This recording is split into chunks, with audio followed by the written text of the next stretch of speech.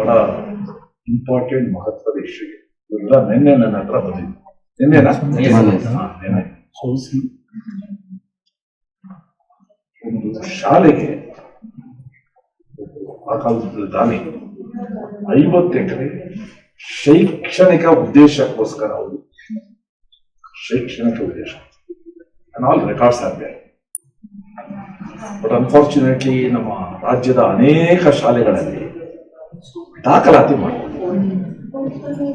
ನಾವು ಬಂದಾಗ ನಾನು ಎಜುಕೇಶನ್ ಮಿನಿಸ್ಟರ್ ಆದಾಗ ನಾವು ಶುರು ಮಾಡೋದು ದಾಖಲಾತಿ ಮಾಡ್ಕೋಬೇಕು, ಉಳಿಬೇಕು.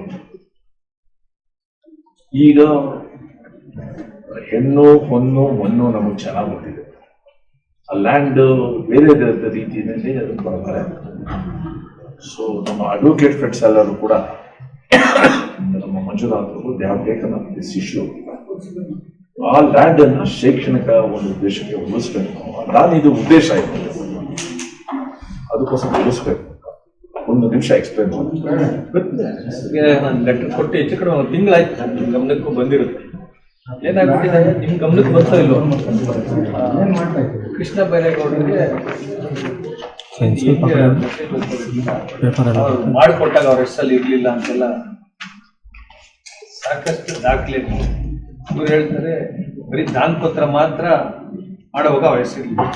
ಅದಾದ್ಮೇಲೆ ಅವ್ರು 3 ಸೇಲ್ ಟ್ರಾನ್ಸಾಕ್ಷನ್ಸ್ ಕೂಡ ಮಾಡ್ತಾರೆ. 3 ಅವ್ರ ಹೆಸರಲ್ಲಿ ಇರೋದು 60 ಪಾಣಿ ಎಲ್ಲ ಬರ್ತಾ ಇದ್ದು 65 ಮೇಲೆ. ಅದಕ್ಕೆ ಮೊದಲು ಏನೇನಿತ್ತೋ ಎಲ್ಲ ನೀಟಾಗೆ ಬಂದಿದೆ. ಅವ್ರ ಹೆಸರಲ್ಲಿದ್ದೇ ಅವ್ರು ಸೇಲ್ ಮಾಡೋಕ್ಕಾಗುತ್ತೆ, ಅದು ವಾಪಸ್ ಮಾಡ್ಕೊಂಡು ಪ್ರೈಮ ಪೇಶೆ ನೀಟಾಗಿ ಕಾಣಿಸ್ತೀವಿ. ದಾನ ಮಾಡಿರೋದು ನಿಜ. ಏನ್ ಕಾರಣಕ್ಕೆ ದಾನ ಮಾಡಬೇಕು? ಅವ್ರು 250 ಎಕರೆ ಮಾಡ್ಕೊತಾರೆ. ಜನ ಎಲ್ಲ ರೊಚ್ಚಿಗೆಳ್ತಾರೆ, ಒಬ್ಬರೇ ಮಾಡ್ಕೊಳಕ್ ಹೋಗಿದ್ರು, ನಮ್ಮನ್ನೆಲ್ಲ ಒಕ್ಕಲೆ ಬಿಡಿಸ್ತಾ ಇದ್ದಾರೆ. ಹಾಗೆ ಕಾಲಕ್ಕೆ ಜಮೀನ್ ಬೆಲೆ 0. ಆ ಕಾಲಕ್ಕೆ ಇವನ್ನೆಲ್ಲ ಒಕ್ಕಲಿಗೆ ಓಡಿಸ್ತಾರೆ. ಹೊರಗಿತ್ತು ನಡೀತಾರೆ. ದೇವರಾಜ್ ಅರಸ್ ಬರ್ತಾ ಇದ್ರಂತೆ ಅವ್ರ ಮನೆಗೆ. ಆಗಿನ ಕಾಲದಲ್ಲಿ 100-200 ರೂಪಾಯಿ ಕೂಡ ಇದೆ. ದಾನ ಮಾಡಿದ್ರಲ್ಲ ಶ್ರೀನಿವಾಸ್ ಅವ್ರು ಏನ್ ಮಾಡ್ತಾರೆ, ಈ ಜನ ದಂಗೆ ಹೇಳ್ತಾರೆ ಅನ್ನೋ ಕಾರಣಕ್ಕೆ 50 ಎಕರೆ ನೋಡಿ ನಾವು ಸ್ಕೂಲ್ಗೆ ಬಿಟ್ಕೊಡ್ತಾ ಇದೀವಿ ಅಂತ ಸಾಕಷ್ಟು ನ್ಯೂನತೆಗಳಿದೆ ಸರ್. ಅವ್ರು ಕೇಳಿದ್ರೆ 140 ಎಕರೆ ಇನಾಮ್ ಡಿ ಸಿ ಮುಂದೆ 250 ಎಕರೆ ಇನಾಮ್ ಡಿ ಸಿ ಆರ್ಡರ್ ಫ್ರಾಡ್. ಅವ್ರು ಇನಾಮ್ ಡಿ ಸಿ ಮುಂದೆ ಹೋಗಿ ಹೇಳ್ತಾರೆ, ಇನಾಮ್ ಡಿ ಸಿ ಮುಂದೆ ಇವಾಗ ನಿಮ್ಗೆ ಗೌರ್ಮೆಂಟ್ಗೆ ರೆಸ್ಟ್ ಆಗುತ್ತೆ ಎಲ್ಲ. ಅವಾಗ ಈ ಸೇಲ್ ಟ್ರಾನ್ಸಾಕ್ಷನ್ಸ್ ಆಗಿರೋದೆಲ್ಲ ನಲ್ ಅಂಡ್ ವಾಯ್ಡ್ ಆಗುತ್ತೆ. ಇನಾಮ್ ಡಿ ಸಿ ಮುಂದೆ ಹೇಳಿಕೆ ಕೊಟ್ಟಿದ್ದಾರೆ, ಸ್ಟೇಟ್ಮೆಂಟ್ ಕೊಟ್ಟಿದ್ದಾರೆ. 51 ಎಕರೆ ಶಾಲೆಗೆ ಸೇರ್ಬೇಕು, ಲಿಫ್ಟ್ ಮಾಡಿದ್ದಾರೆ. ಮೋರ್ ದೆನ್ ಏನು ಅಲ್ವಾ? ಅದನ್ನ ನೋಡಿ ತಾನೇ ಅವ್ರು ಮಾಡಬೇಕು. ಇನಾಮ್ ಡಿ ಸಿ ಅದನ್ನ ಬಿಟ್ಟು ಆರ್ಡರ್ ಕೂಡ ಇನಾಮ್ ಡಿ ಸಿ ಆರ್ಡರ್ ಇದೆ ಇರೋದು. ಹಳೆ ಇನಾಮ್ ಡಿ ಸಿ ಆರ್ಡರ್ ಎಲ್ಲ ನೋಡಿದ್ರೆ ಹ್ಯಾಂಡ್ ರೈಟಿಂಗ್ ಅಲ್ಲೇ ಗೊತ್ತಾಗುತ್ತೆ. ಗೊತ್ತಿದೆ ಸಾಕಷ್ಟು ಕೆಲಸಗಳಲ್ಲಿ ಇನ್ಸರ್ಟ್ ಮಾಡಿದ್ರು. 250 ಎಕರೆ ಇನಾಮ್ ಡಿ ಸಿ ಆರ್ಡರ್ ಅಲ್ಲಿ ಏನ್ ಹೇಳ್ತಾರೆ ನೀವು? ಅವ್ರು ಸ್ಟೇಟ್ಮೆಂಟ್ ಮಾಡಿದ್ದಾರೆ ಅಲ್ಲ, statement. Okay, what was the order? Order is regarding to grant regrant ಮಾಡಿ ನಾವು ಎಕ್ಸ್ಟೆಂಡ್ ಮಾಡ್ಕೊಂಡಿದ್ದೇವೆ. ಅಲ್ಲಿ ಅವರು ಸ್ಟೇಟ್ಮೆಂಟ್ ಮಾಡ್ತಾರೆ, I have given 51 order was about regranting the land which was acquired by the government vested. Regranting to whom? To this guy. He files an application for 148 acres, but this authority, as per the record, it is granted of 250 acres. How that can be happened is the question. There are a lot of irregularities in papers. ಒಂದು synopsis ನೋಡಿ, ಅದು ನೋಡ್ಬಿಡಿ. ಇವಾಗಲೂ ಕೂಡ latest ಆಗಿ ಆ BEO has requested tahsildar notation ಮಾಡ್ಕೊಡಿ ನಮ್ಗೆ ಶಾಲೆ ಇದು ಎಜುಕೇಶನ್ ಪರ್ಪಸ್. ನಿನ್ನೆ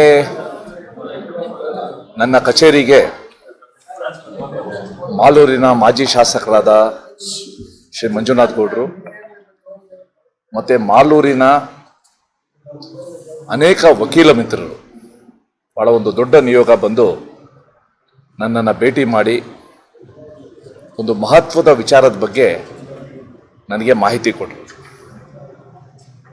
1955-56ನೇ ಇಸ್ವಿ ಸಮಯದಲ್ಲಿ ಶೈಕ್ಷಣಿಕ ಉದ್ದೇಶಕ್ಕೋಸ್ಕರ ಒಬ್ಬರು ದಾನಿ ಕೊಟ್ಟ ಸುಮಾರು 50 ಎಕರೆ ಅಷ್ಟು ಜಾಗವನ್ನು ಶೈಕ್ಷಣಿಕ ಉದ್ದೇಶಕ್ಕಂತ ಕೊಟ್ಟಿದ್ರು ಕೂಡ ಇವತ್ತು ಅದು ದಾಖಲೆ ರಿಜಿಸ್ಟರ್ ಆಗದೇನೆ ಮತ್ತೆ ನಮ್ಮ ಶಿಕ್ಷಣಾಧಿಕಾರಿಗಳು ಮತ್ತೆ ತಹಸೀಲ್ದಾರ್ಗೆ ಇದನ್ನು ದಯವಿಟ್ಟು ಇದಕ್ಕೆ ಶೈಕ್ಷಣಿಕ ಉದ್ದೇಶ ಅಂತ ಮಾಡಿಕೊಡ್ಬೇಕು ದಾಖಲೆ ಅಂತ ಹೇಳಿದ್ರು ಕೂಡ ಮಾಡ್ದೇನೆ ಇವತ್ತು ಅದು ಪರಭಾರೆ ಆಗ್ತಾ ಇರೋದು. ಮತ್ತು ಕೆಲವು ರಿಯಲ್ ಎಸ್ಟೇಟ್ ಶಕ್ತಿಗಳು ಅದನ್ನು ಲಪಟಾಯಿಸೋಕ್ಕೆ ಪ್ರಯತ್ನ ಪಡ್ತಾ ಇರೋದು ಇದನ್ನು ನಮ್ಮ ಗಮನಕ್ಕೆ ತಂದರು.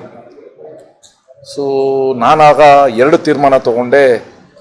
ಒಂದು, ಇದನ್ನು ನಾನು ಸದಸ್ಯ ಆಗಿರುವ ವಿಧಾನಸಭೆಯ ಅರ್ಜಿ ಸಮಿತಿನಲ್ಲಿ ಇದ್ರ ಬಗ್ಗೆ ಮಾಹಿತಿ ತರಿಸ್ಕೊಂಡು ಮುಂದಿನ ಬಗ್ಗೆ ಚರ್ಚೆ ಮಾಡೋದು, ಅಥವಾ ಕೋಲಾರಕ್ಕೆ ಬಂದು ಇಲ್ಲಿನ ಜಿಲ್ಲಾಧಿಕಾರಿಗಳ ಜೊತೆ ಈ ಕುರಿತು ಚರ್ಚೆ ಮಾಡೋದು ಅಂತ ತೀರ್ಮಾನ ಮಾಡಿ ಇವತ್ತು ಎಲ್ಲ ಗೆಳೆಯರೊಂದಿಗೆ ನಾನು ಬಂದು ಜಿಲ್ಲಾಧಿಕಾರಿಗಳನ್ನ ನಾನು ಭೇಟಿ ಮಾಡಿದ್ದೀನಿ.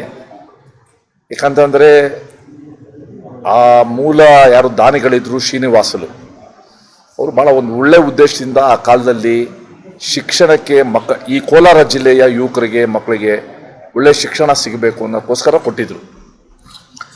ಆ ಮೂಲ ದಾನಿಗಳ ಉದ್ದೇಶನ ನಾವು ಅದು ಸಫಲಗೊಳಿಸಬೇಕು.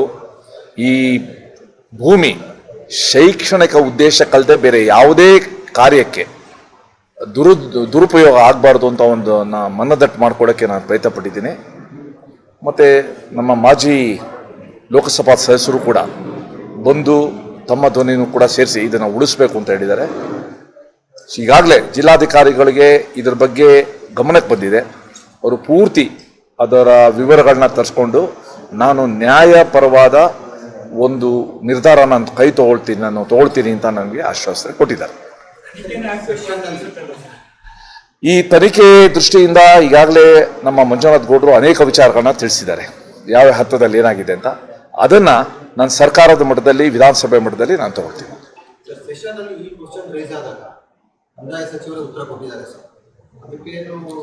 ಅದು ಹೇಳಿದ್ರು ನಮ್ಮ ಮೇಲ್ಮನೆಯ ಸದಸ್ಯರಾದ ಶ್ರೀ ರವಿಕುಮಾರ್ ಅವರು ಕೇಳಿದ ಪ್ರಶ್ನೆಗೆ ಒಂದು ರೀತಿಯಿಂದ ಕೇಶವ ಪ್ರಸಾದ್ ಅವರು ಕೇಳಿದ ಪ್ರಶ್ನೆಗೆ ಸತ್ಯಕ್ಕೆ ಸ್ವಲ್ಪ ದೂರನೇ ಇರುವ ಉತ್ತರ ಸಿಕ್ಕಿದೆ ಅಂತ ಹೇಳಿದ್ದಾರೆ. ಅದನ್ನು ಕೂಡ ನಾನು ತಗೊಂಡು ವಿಧಾನ ಪರಿಷತ್ತಿನಲ್ಲಿ ಒಂದು ಸಮಿತಿ ಇದೆ, ಆ ಸಮಿತಿ ಮುಂದೆ ಈ ರೀತಿ ಸರಿಯಾದ ಉತ್ತರ ಕೊಟ್ಟಿಲ್ಲ ಅನ್ನೋದು ಕೂಡ ನಾನು ಗಮನಕ್ಕೆ ತಂದು ಸೂಕ್ತ ಕ್ರಮ ತಗೊಳ್ಳೋಕ್ಕೆ ನಾನು ಪ್ರಯತ್ನ ಪಡ್ತೀನಿ. ಅಲ್ಲ, ನನಗೆ ಅದು ಯಾಕಂದ್ರೆ ನನಗೆ 24 ಗಂಟೆನೂ ಆಗಿಲ್ಲ ಇನ್ನು ಇವ್ರು ಬಂದು ನನಗೆ ಹೇಳಿ 24 ಗಂಟೆ ಒಳಗಡೆ ಇಷ್ಟು ಬಂದು ನಾವು ಮಾಡಿದ್ದೀವಿ. ಇನ್ನು ಮುಂದೆ ಇನ್ನೇನು ಮಾಹಿತಿ ಆಧಾರದ ಮೇಲೆ ಮಾಡಬೇಕು, ಯಾರು ತಪ್ಪು ಮಾಹಿತಿನ ಬೇಕು ಅಂತ ಕೊಟ್ಟಿದ್ದಾರೆ, ಅದರ ಉದ್ದೇಶ ಏನು, ಯಾರು ತಪ್ಪಿತಸ್ಥರು, ಅದನ್ನ ನಾವು ಇಡೀ ನ್ಯಾಯವಾದಿಗಳೇ ನಮ್ಮ ಜೊತೆ ಇರುವಾಗ ನ್ಯಾಯಾಲಯನೂ ಮಾಡ್ತೀವಿ.